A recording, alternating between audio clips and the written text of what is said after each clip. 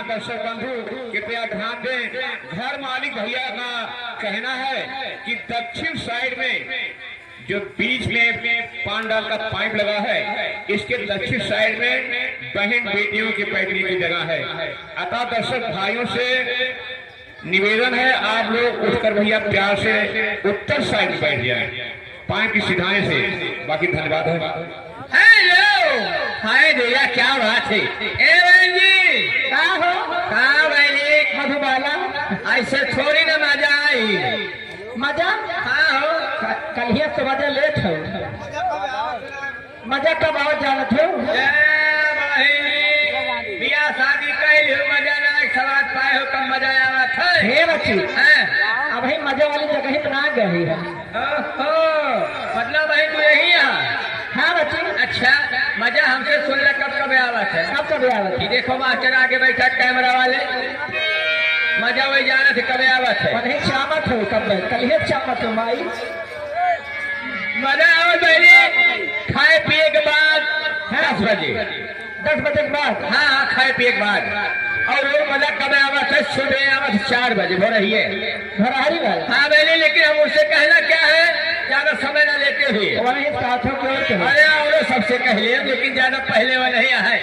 camera मालिक हमारे कहना क्या है भाई सुना, और जिसका मुझे